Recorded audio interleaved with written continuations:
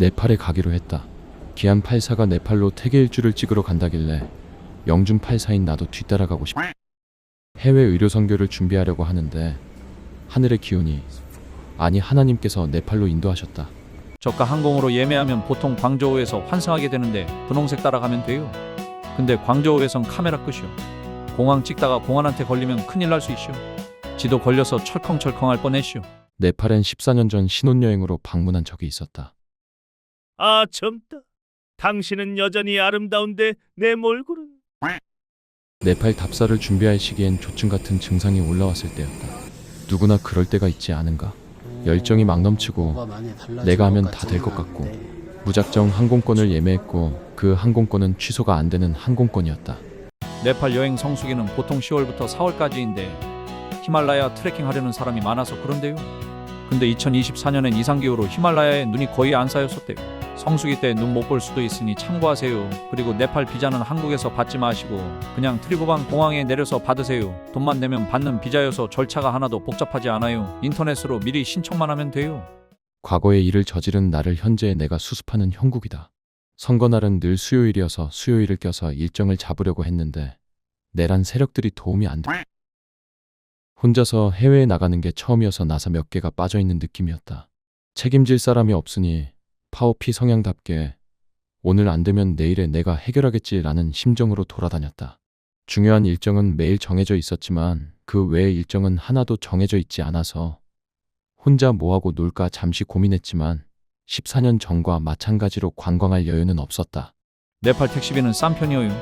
어플로 택시를 부를 수 있지만 네팔 현지 번호가 없으면 어플에 가입이 안 되니 참고하세요. 전 로밍 신청해서 갔는데 로밍보단 공항에서 유심을 사는 게 나을 것 같아요.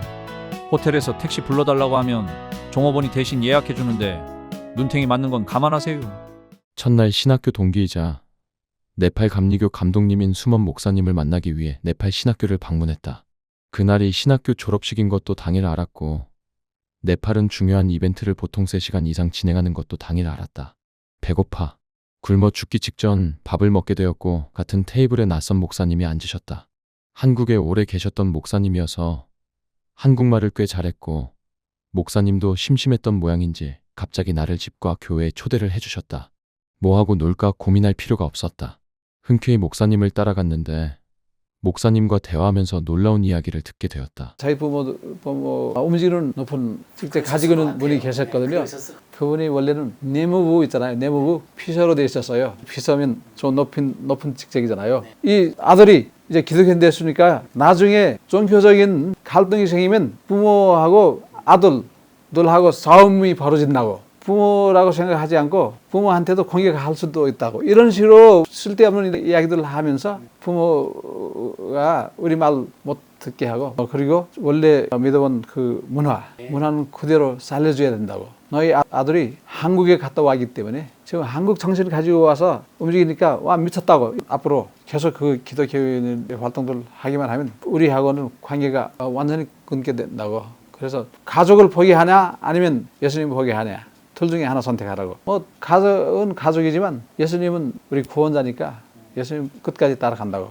그러니까 목사님은 90년대 그 초반에 유학을 올 정도면은 네팔에서 되게 잘 사는 집 가문이었을 거라는 그런 추측은 하고 있었거든요. 그래요. 원래는 저희 집안은 좀 잘 사는 집안이 있었고 또 부모들이 아들들 우리 셋인데 아들한테 교육 확실하게 시켜주려고 학교 보냈는데 우리가 끝까지 서포트해 주겠다고 해서 계속 서포트해 주셨어요.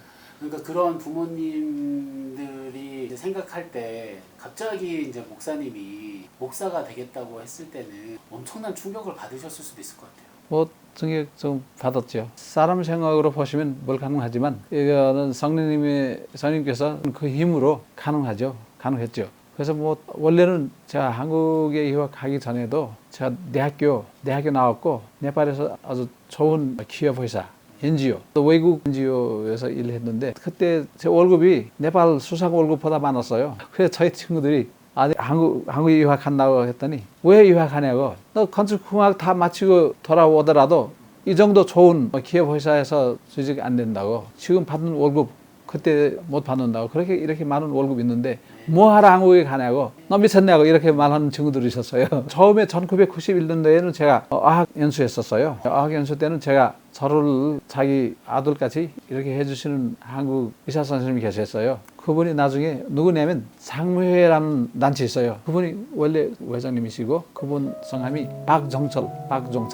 그분 댁에서 생활하면서 어학 연수 받았고 그분이 평창동 서울에서 제일 잘 사는 동네잖아요. 거기서 그분 의원하셨거든요. 그분이 다 저를 끝까지 이렇게 도와주셨어요.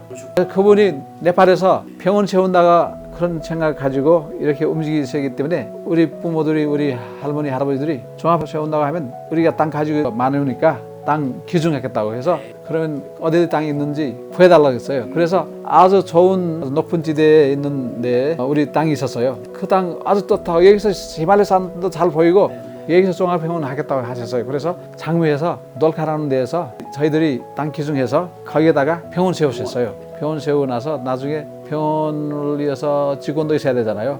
그래서 그쪽 마을 아이들 중에 똑똑한 아이들이 공부 잘하는 아이들이 내리고 한국에 유학도 시키셨고 목사님과 인터뷰하는 도중에 황급하게 찾아보니 박종철 원장님, 네팔 장미회의 훌륭한 역사를 쉽게 찾을 수 있었다. 박종철 원장님은 세브란스 출신이었고 그 배경 때문이었을까? 네팔 장미회가 세운 병원에 세브란스 병원 전공의가 파견되기 시작했다. 그리고 어렸을 적 희미하게 남아있던 비행기 사고의 기억이 떠올랐다. 1992년 7월 31일 네팔 포카라 공항에서 비행기 사고로 많은 인명이 희생되었고 그 가운데 한국인이 2명 있었다. 그중 한 명이 의료 봉사를 위해 네팔로 향했던 세브란스 전공의 홍사옥 선생님이었다. 한국에서 누릴 수 있는 부귀영화, 안락한 생활을 포기하고 네팔이라는 낯선 국가에서 자신의 삶을 헌신했던 박종철 원장님 그리고 고 홍사옥 선생님 두 분이 뿌린 씨앗은 여전히 자라고 있었고 열매를 맺고 있었다. 서선타 목사님이 바로 그 열매 가운데 하나였다. 목사님 교회에서 교회에서. 목사가 된 사람 있죠? 있어요. 있죠. 그럼 제자잖아요. 제자죠.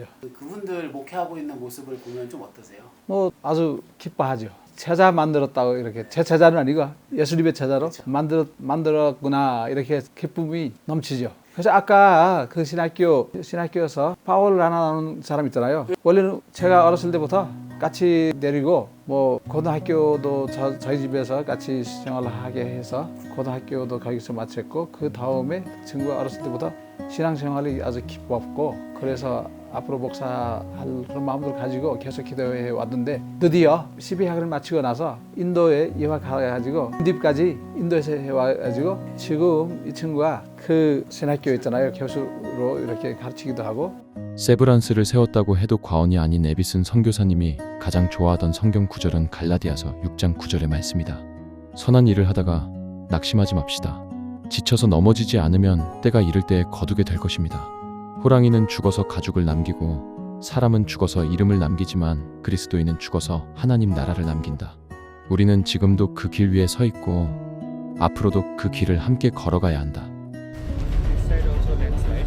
Now Oh my God. lots of grass.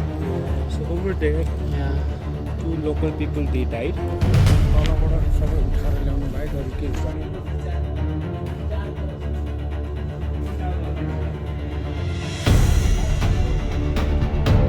안녕하세요. 네, 여기 세브란스 병원에서 있습니다. 전영준이요. 예, 전영준이에요.